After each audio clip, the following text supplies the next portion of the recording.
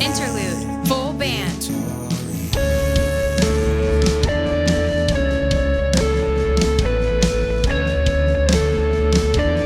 Verse.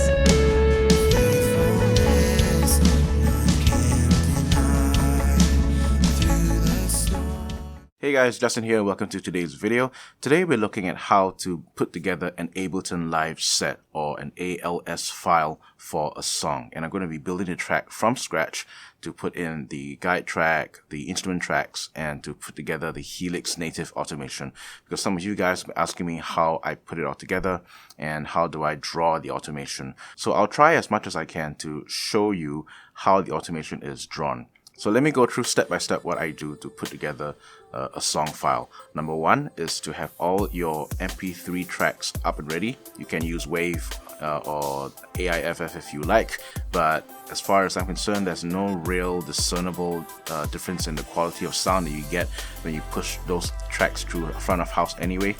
So save yourself a little bit of CPU power, save yourself some disk space by using MP3 files. Now I use Ableton's built-in metronome, and the problem with MP3 exports is that you're always going to have a little bit of lag introduced right at the front of the track, so that puts everything off by a couple of milliseconds. So what you want to do first is you want to time align those tracks. So as you can see from my video, I'll cut out the front part of the track a little bit, then I'll nudge each track so that it will sit right with the bar lines. So Ableton is a very powerful software and it gives you a visual indication of where that bar will sit. So with that bar line, I'll make sure that the tracks are aligned perfectly. This is just so that when I use Ableton's click, it won't be that the tracks are all, a couple of seconds, milliseconds lagging behind. The next step is to introduce Helix Native. Now once you drag and drop Helix Native onto a track that you want to use for the guitar, you need to do two things. You need to arm the track, and that is you need to turn on the recording button on the track, and then you need to make sure that the monitoring is set to in or auto, so that way Helix Native is now pushing through from the input to the output of your software. Now if you are using Ableton Live like 10, version 10 has a hotkey assigned to go to automation mode, and that is you just press the key A. If you key press the button A, you will get to automation mode where you're able to draw automation for any of the parameters. To reach the snapshot index in Helix Native, just wiggle around some snapshots and then you see a snapshot index little mini context menu that lights up on the track. So you're now in automation mode. You've now reached snapshot index. It is now time to draw in that automation. All you have to do is to as I mentioned in the video before, make sure that your breakpoints, you have to draw 2 of them right before a change in the section. So between verse and chorus, if you want to change snapshots between those 2 sections, I highly recommend drawing 2 breakpoints on the very last beat, at the very last part of the beat. So 4.4 for example, count 4.4 in Ableton Live. In count 4.4, you're going to draw 2 breakpoints. So you're going to make sure that they are that gradient there is introduced between 4.4 and beat 1 of the next beat, because the bottom line is you don't want any change in gradient between the verse or between the chorus where you need the snapshot to stay constant. If you're to just do 1 breakpoint between a verse and a chorus, what's going to happen is that the automation is going to move slowly from whichever starting point you were at, let's say snapshot 2, and gradually make its way out to snapshot 3, which is not what you want, because that change in snapshot is going to happen somewhere across a certain threshold, 2.6, 2.7, I can't remember the exact number.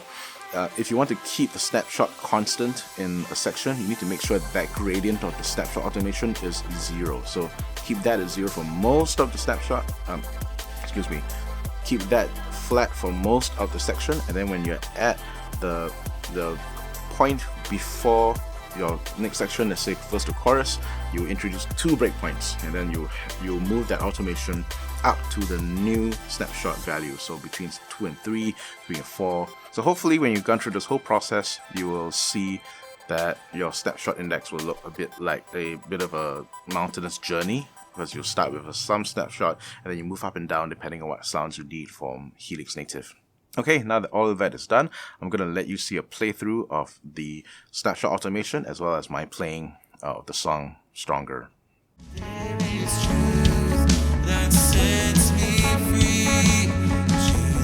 Interlude. Chorus. Breakdown.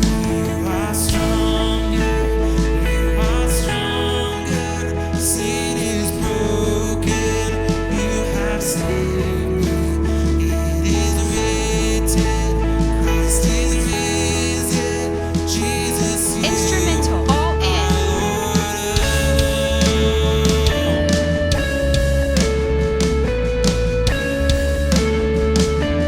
Verse.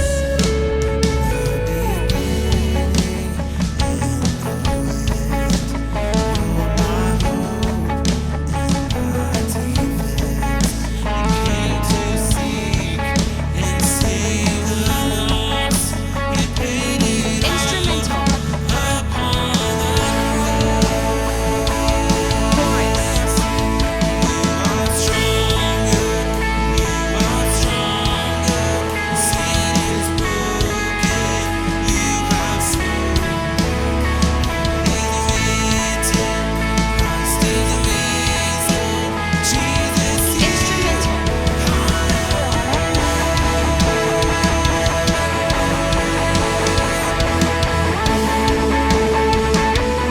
Instrumental.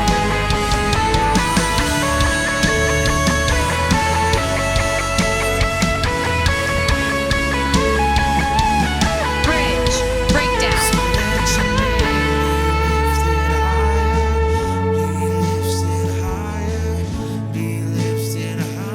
Bridge. All in. Bridge.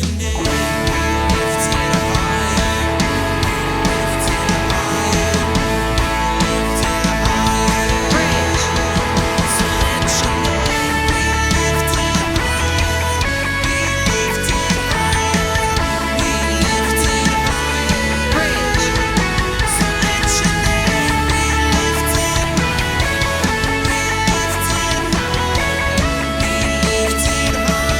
Breakdown. 2, 3.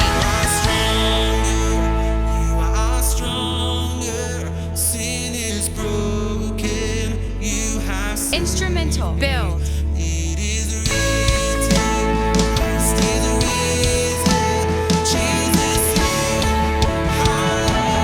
Chorus. All in.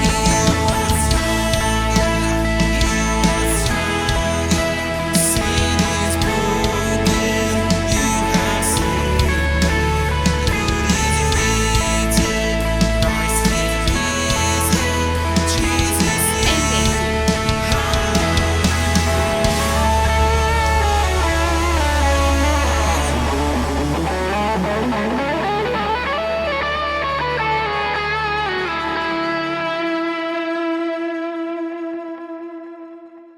That's it from me. If you have any questions, queries, or comments, please post them in the comment box below, and I'll get back to you as soon as I can.